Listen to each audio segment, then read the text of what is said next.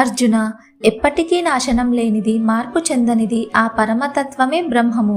అది విశ్వమంతా వ్యాపించి ఉంటుంది.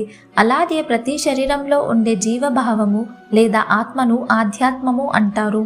అంటే మన లోపల ఉండి శరీరాన్ని నడిపించే చైతన్యం. ఇక కర్మ అంటే కేవలం పనులు చేయడం మాత్రమే కాదు. ఈ సృష్టిలో ప్రాణుల పుట్టుకకు, అభివృద్ధికి కారణమయ్యే ప్రతి శక్తిని, యజ్ఞ భావనను భగవంతుడు కర్మ అని పిలిచారు. మన కళ్ళకు కనిపించే, పుట్టి నశించే ప్రతి భౌతిక పదార్థం అధిభూతము. ఈ ప్రకృతి శక్తులను, ఇంద్రియాలను నియంత్రించే విరాట్ పురుషుడు లేదా దైవిక శక్తిని అధిదైవము అంటారు.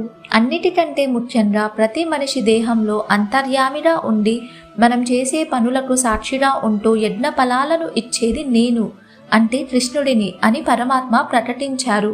బయట కనిపించే ప్రకృతి, మన లోపల ఉన్న ఆత్మ, ఇంకా ఈ సృష్టిని నడిపించే దైవిక శక్తి ఇవన్నీ వేరు కాదు, ఆ పరమాత్మ యొక్క విభిన్న రూపాలు అని మనకు అర్థమవుతుంది. శ్రీ భగవానువాచ అక్షరం బ్రహ్మ పరమం స్వభావోధ్యాత్మముచ్యతే భూతాభావోద్భవకరో విసర్గః కర్మ సన్నితః అధిభూతం క్షరో భావః పురుషశ్చాదిదైవతం అధియజ్ఞోహమేవాత్ర దేహే దేహభృతాం వరా.